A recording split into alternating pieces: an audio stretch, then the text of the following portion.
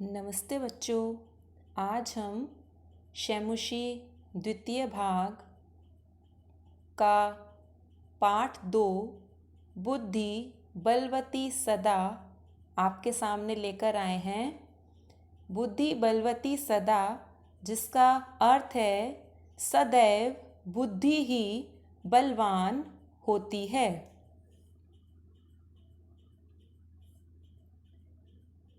प्रस्तुतो अयं पाठः शुकसन्ततिः कथा ग्रन्थस्य सम्पादनं कृत्वा संगृहीतो अस्ति। प्रस्तुत पाठ शुकसन्ततिः नामक प्रसिद्ध कथा ग्रंथ से संपादित किया गया है। अत्र पाठांशे स्वलघु पुत्राभ्यां सह काननमार्गेण पितृगृहं प्रति गच्छन्तया बुद्धिमतीति नाम्न्याः महिलायाः मतिकौशलं प्रदर्शितो वर्तते। इसमें अपने 2 छोटे छोटे पुत्रों के साथ जंगल के रास्ते से पिता के घर जा रही बुद्धिमती नामक नारी के बुद्धि कौशल को दिखाया गया है।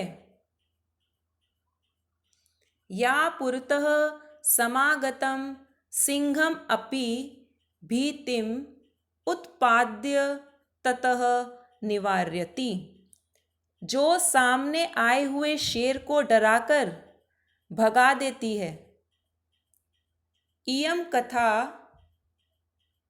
नीति निपुणयोः शुकसारिकयोः कथा माध्यमेन सद्वृत्तेः विकासार्थं प्रेरयति।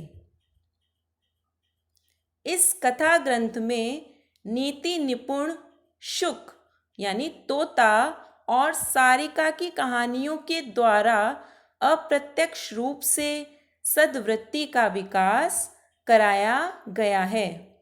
यह इस पाठ का सार हुआ। आप एक बार और देखिए। प्रस्तुत पाठ शुकसन्ततिः नामक प्रसिद्ध कथा ग्रंथ से संपादित किया गया है। इसमें अपने 2 छोटे छोटे पुत्रों के साथ जंगल के रास्ते से पिता के घर जा रही बुद्धिमती नामक नारी के बुद्धि कौशल को दिखाया गया है, जो सामने आए हुए शेर को डराकर भगा देती है।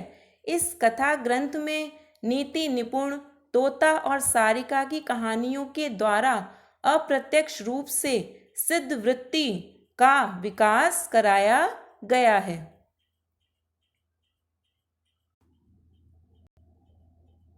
चलिए यहाँ देखेंगे अब। अस्ति देउलाख्यो ग्रामः। देउल नाम का गांव था। तत्र राजसिंहः नाम राजपुत्रः वसति स्म। वहाँ राजपुत्र राजसिंह नाम का राजपुत्र रहता था। एकदा केनापि आवश्यक कार्येण तस्य भार्या बुद्धिमती पुत्रद्वयो उपेता पितुः गृहं प्रति चलिता।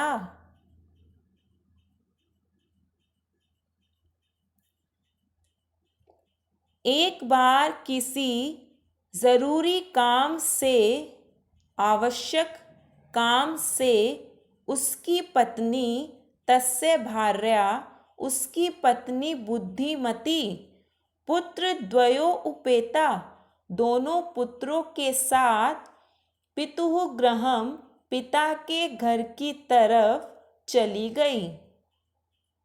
मार्गे गहन कानने सा एकम व्याघ्रम ददर्श।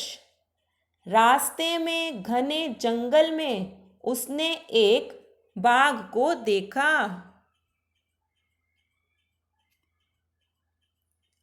सा व्याघ्रमागच्छन्तं दृष्ट्वा ध्राष्ट्यात् पुत्रोच्चपेटया प्रहृत्य जगाद। बाघ को आता हुआ देखकर आगच्छन्तम, क्षत्रिय प्रत्यय लगा हुआ है यहाँ पर। बाघ को आता हुआ दृष्टवा देखकर उसने धृष्टता से दोनों पुत्रों को एक एक थप्पड़ मारकर कहा, कथम एक एक शो व्याघ्र भक्षणाय कलहम कुरुत। एक एक बाघ को खाने के लिए तुम दोनों क्यों झगड़ा कर रहे हो।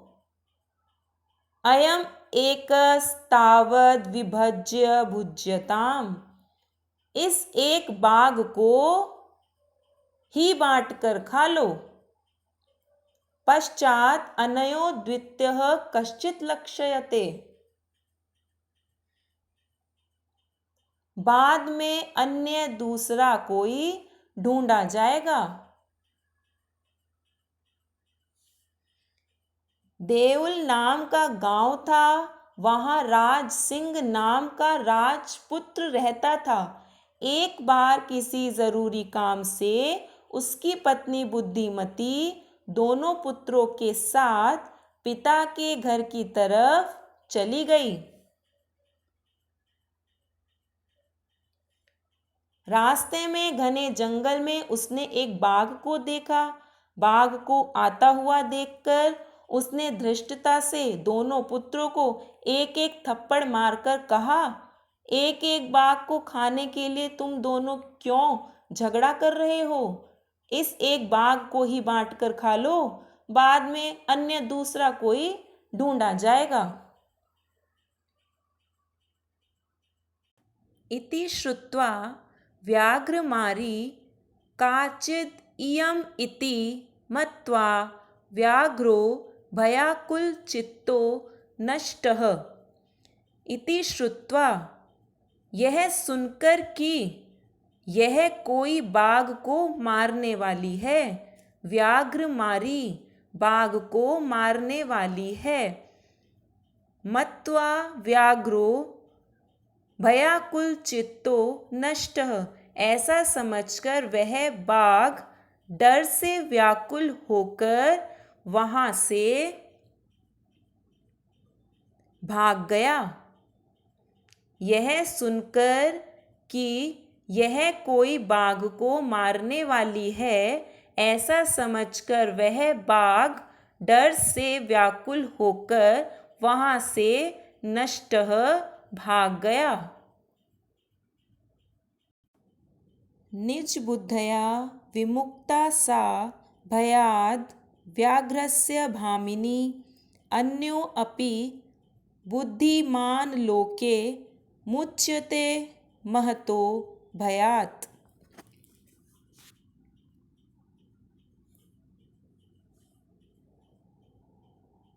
यह व्याघ्र की स्त्री अपनी बुद्धि से छूट गई। निज बुद्धया अपनी बुद्धि से विमुक्ता छोड़ी गई।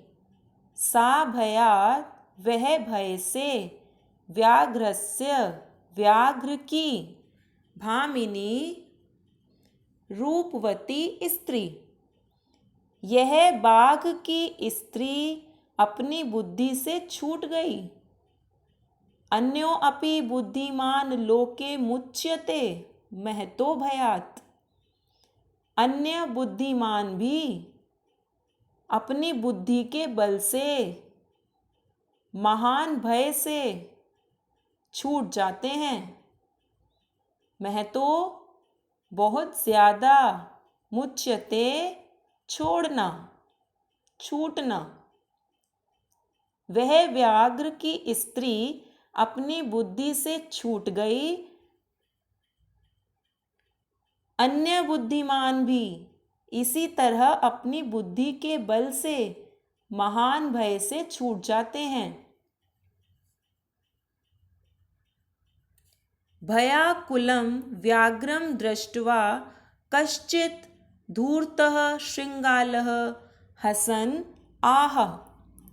डर से व्याकुल बाघ को देखकर, डर से व्याकुल, भयाकुलम व्याघ्रम दृष्ट्वा, डर से व्याकुल बाघ को देखकर कोई धूर्त सियार हसन आह, हंसते हुए बोला,